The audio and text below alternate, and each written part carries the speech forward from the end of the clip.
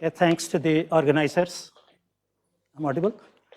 Thanks to the organizers for making it possible for me to be here. I've slightly changed the announced title, which was Surprising Variance of Cauchy's Formula for Mean Chord Length. You'll see I've not changed the content. And at the end of the talk, after 10 minutes, you will know why this was appropriate. But right now, I want to make it simple. So random transits across a bounded domain. So I have some bounded domain, convex bounded domain, let's say a circle in 2 dimensions, a spheroid in 3 dimensions. And the problem is I want to go from boundary of the domain to another boundary. It doesn't matter where on the boundary I start, as long as I end the other. So there are many paths of going there. And I want to first find out what is the average length of the path and some other property.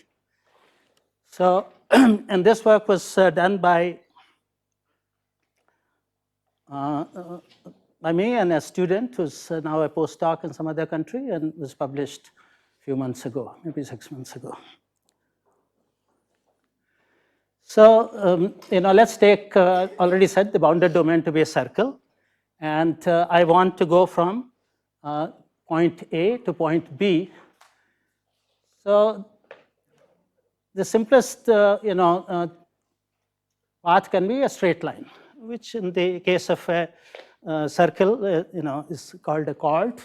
And Cauchy was the, first person while he was teaching complex analysis in Paris and also, doing many new things. He was the first to integrate these things and find a cute formula that the average length of this chord is just for a spheroid, it's just proportional to the ratio of the volume to the surface. In case of circle, it's just the area of the circle divided by the circumference, which is another way of saying is proportional to the radius. But I don't have just a straight line chords in mind. This object that enters A and goes to some other point on the boundary B, it could be a photon traveling in a straight line. Cauchy was sort of concerned about light rays cutting across the domains. It could be also meandering ant, so which doesn't move in a straight line, zigzag. It could be an agitated molecule. At least ideal gas laws can be derived like that. Or it could be a random walker. Surprisingly, this average length A to B, which in some cases, in cases of meandering ant, agitated molecule, or random walker, could itself be sum of several segment lengths, L1, L2, L3, etc. This is proportional to volume divided by area. What is the distribution of Li?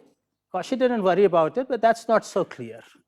And the fact that it doesn't matter in all these 4 cases, well, I hadn't seen, this, sorry.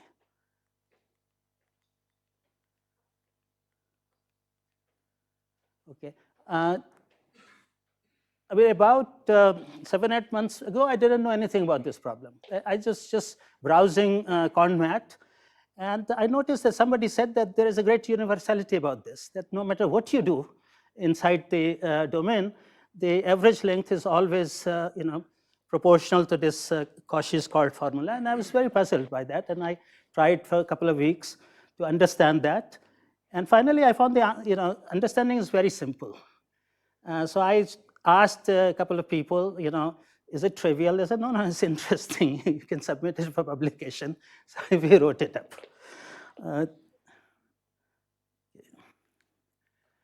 So these integrals are nice to do. The average length is, volume divided by surface up to a geometrical factor, which turns out to be, pi in 2 dimensions and 4 in 3 dimensions. This all of us can do.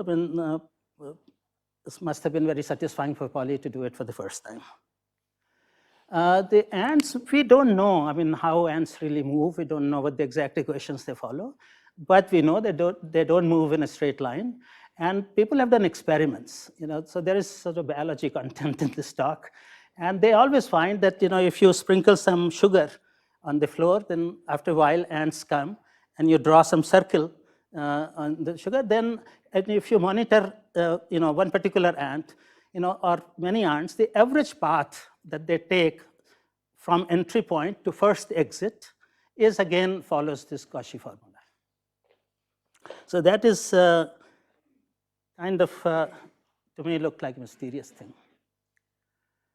A molecule, this picture of a molecule, I was just sort of so excited that I knew what H2O molecule looks like, but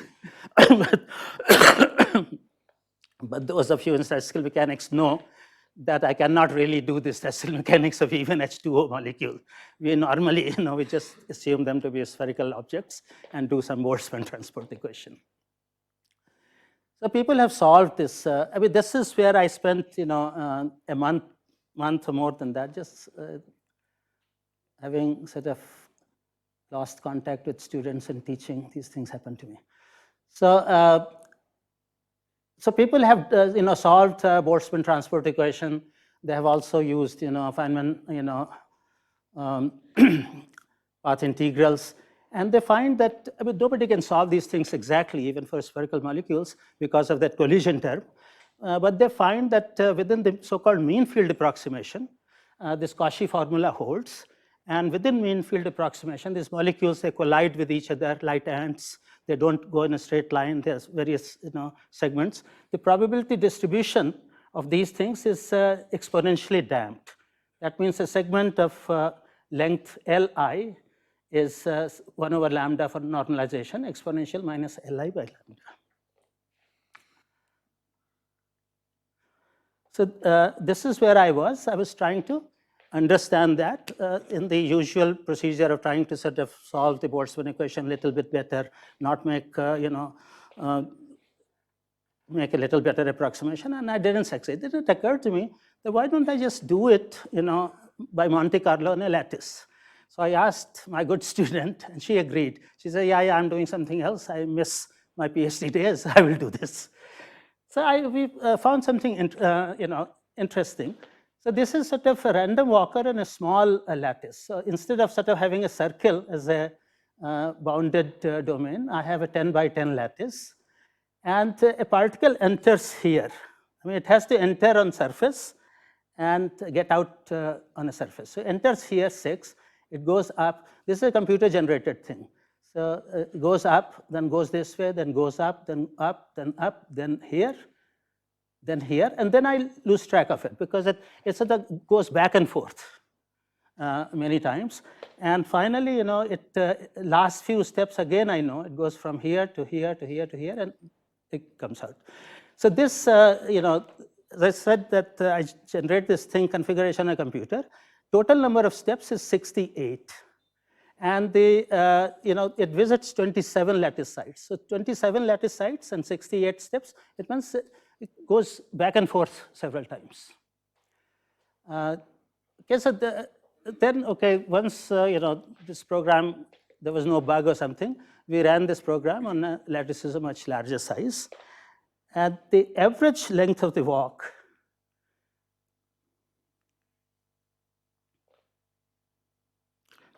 Three minutes are remaining. Okay. The average length of the walk is again proportional. So I'm doing this on an n by n lattice. I've also done it on n by n by n lattice, 3D. Average length of walk is always, equal to n in this case, which is a bit surprising at first to me. And you see that no matter what I do, I have here a 1D lattice where sort of random walk, the probability to take a step left is the same as probability to take a step right. I have again 1D random lattice, random walk on a lattice. Probability to take step in one dimension is 3/4, other is 1/4. Similarly, in 2 dimensions, the probability to walk in any of the 4 dimensions is same. It's same in 2 dimensions, 2 ways, and different in other ways. Again, it's sort of 10% to, let's say, walk up, and 30% to walk in any other dimension. These probabilities add to 1, so that every step, particle has to take the next step. in case you're curious, I mean, there are sort of two kinds of walks. One is symmetric. Symmetric is when the probability to take a step in any direction is equal, and other are asymmetric. Now, in asymmetric walks, the absorbers, at two sides, they do not have equal weight. And I have done some juggling so that, all the data falls on the same line. But the fact that you can do that juggling so that all the data falls on the same line is something, very satisfying. This is the probability that it takes so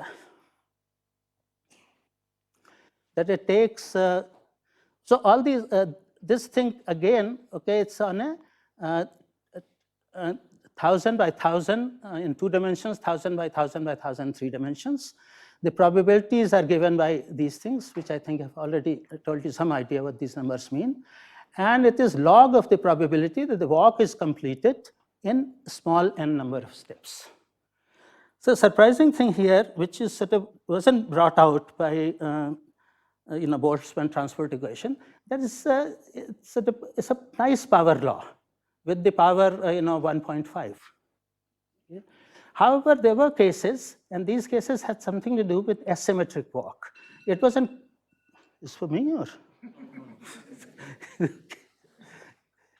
So the next step was to understand that, and these Monte Carlo things, they give a very good explanation of this too. So power laws seem to be the norm, not exponentially damped distributions, as had come out from Feynman path integral approach or Boltzmann transport equation approach.